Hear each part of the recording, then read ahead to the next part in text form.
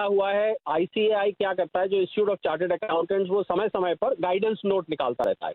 तो एक guidance note निकाला है, उस गाइडेंस नोट के अनुसार अब आपका जो ऑप्शन से टर्नओवर कैलकुलेट करने का मेथड है, उस मेथड को चेंज कर दिया गया और ये मेथड ऑप्शन ट्रेडर्स के फायदे में जाता है। पहले मैं फायदा बता देता हूँ, फिर मैं बताता हूँ क्या चेंज किया है। फायदा ये हुआ है कि जो आप ऑप्शन अपनी कैलकुलेट करते थे टर्नओवर, उसमें टैक्स ऑडिट होता था। अगर करंट ईयर में 10 करोड़ से ऊपर आपकी टर्नओवर होती तो 10 करोड़ टर्नओवर ऑप्शंस में कोई बहुत बड़ी टर्नओवर नहीं मानी जाती है।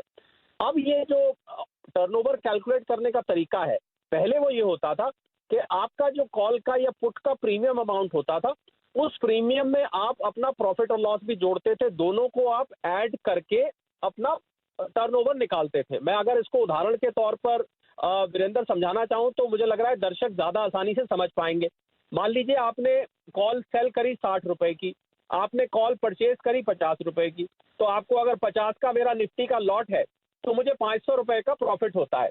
अब ये खाली प्रॉफिट जोड़ना है। पहले क्या होता था कि मुझे निफ्टी के लॉट को प्राइस से मल्टीप्लाई करके टोटल जो प्रीमियम होता था कॉल का, वो भी जोड़ना होता था। इसी प्रकार मान लीजिए आपने पुट पुट परचेज करी है 50 रुपए की, आपने पुट सेल कर दी निफ्टी की 60 रुपए की, तो आपको 50 का लॉट साइज है, 10 रुपए का प्रॉफिट हुआ, तो 500 रुपए आपकी टर्नओवर मानी जाएगी। पहले क्या होता था कि आपको टोटल जो प्रीमियम होता था कॉल या पुट का, वो भी आपकी टर्नओवर में जोड़ा जाता था। अब केवल और केवल प्रॉफिट जोड़ा जाएगा। तो इससे राहत ये मिलेगी कि बहुत सारे ट्रेडर्स को अब जो टैक्स ऑडिट कराना पड़ता था किसी चार्टर्ड अकाउंटेंट से, और उसमें उसमें बाकायदा टैक्स ऑडिट रिपोर्ट फाइल की जाती है, इनकम टैक्स रिटर्न, तो वो उनका कुछ खर्च बचेगा, कुछ सरदर्दी बचेगी।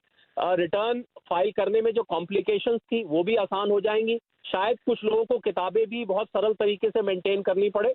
कुल मिलाकर ट्रेडर्स को फायदा होने वाला है वीरेंद्र इस बात का। यानी कुल मिलाकर सर जो थ्रेशोल्ड लिमिट थी वो 10 करोड़